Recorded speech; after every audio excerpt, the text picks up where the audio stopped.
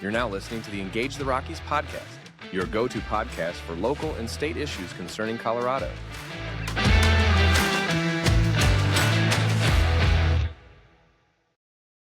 Hello, Rockies. This is Sarah Jane Maroney, your host, and welcome as we move into the first week in May in 2025.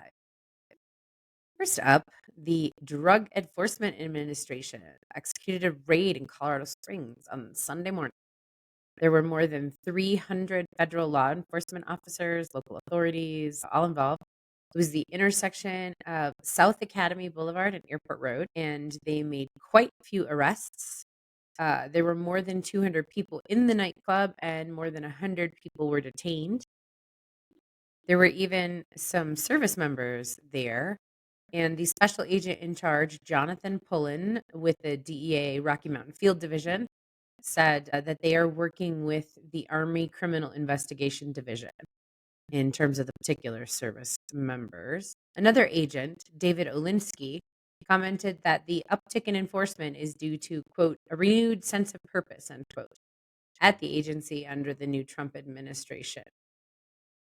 Derek Maltz, who stepped into the role of acting administrator of the DEA shortly after President Trump's inauguration, said that Colorado's ground zero for violent criminal involvement in the U.S. and that the state is home to the command and control of the Venezuelan gang Tren de Aragua. As a result of that raid at the nightclub that was headed by the DEA, special agents arrested a Fort Carson staff sergeant on Wednesday on charges related to cocaine distribution. Now, this is related to the underground nightclub. It's unclear whether he was arrested that night as well or let go.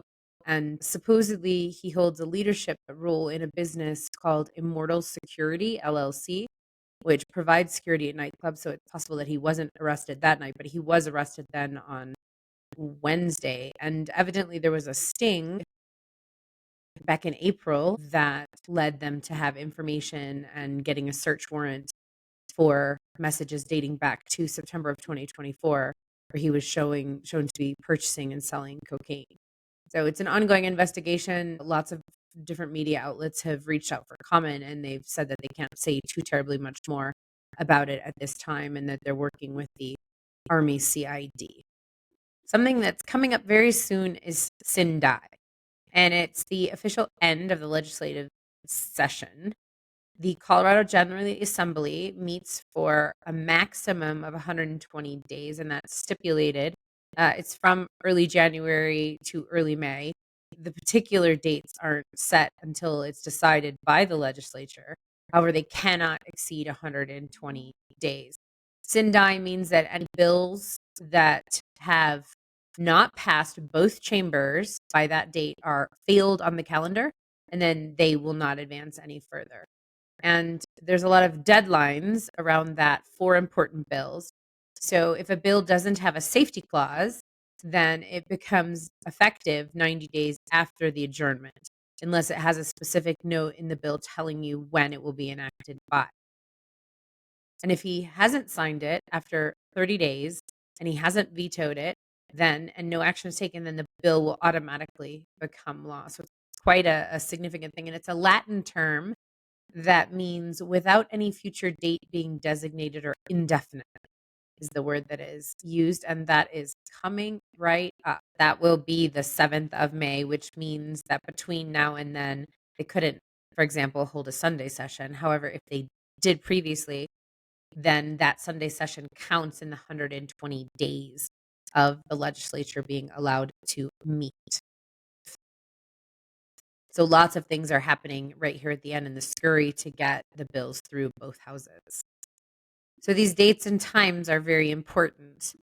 There was a social media bill. Senate Bill 2586 was passed through both chambers and sent to the governor, and he vetoed it.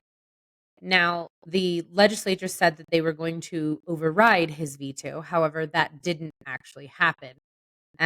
It was voted on in the Senate to override his veto, 29-6.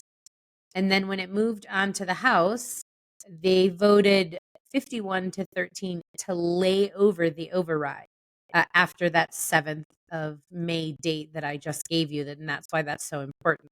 And so what that means is they will not be overriding the veto. However, they supposedly could have. So it's a lot of posturing between the governor and the legislature, but this was a very controversial bill, and it brought together a lot of different parties, like the RMGO and the ACLU being on the same team, sort of an odd bedfellows. But basically, they said that SB 2586 could open the door to excessive censorship under the guise of child protection. And so, therefore, it will not be carrying on. However, Governor Polis, in his veto message, did leave the door open for future legislation that would be a better balance of free speech and child safety concerns. Parks, Recreation, and Cultural Services Department of Colorado Springs has announced the rollout of their new park system master plan, and they are wanting input from residents. The last time that the master plan was updated was in 2014, and that plan was about the development after the Black Forest fire, and fire mitigation was quite a priority. Parks Director Britt Haley said that the current master plan helped open John Venetia in 2017 and the expansion of the Bludgett Open Space with the acquisition of the Fishers Canyon through the Trails and Open Space, that's the TOPS program. And so basically, public feedback for the plan will begin later on this summer as they launch an online survey and host a bunch of workshops and pop-up events to talk to residents. So make sure to have your voice made known.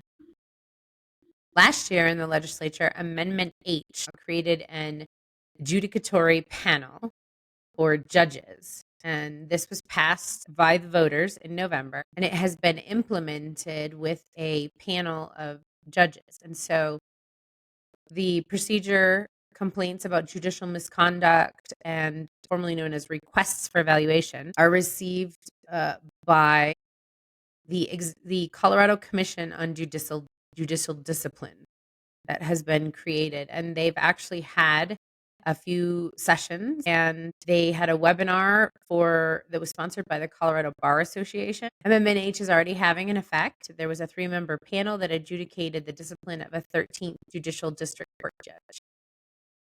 And those were live streamed, and some of the comments were that the voters were very clear. They wanted this to be a very transparent thing, and so they've made sure that these hearings are available to be seen. And those are the top stories as we move into May in 2025.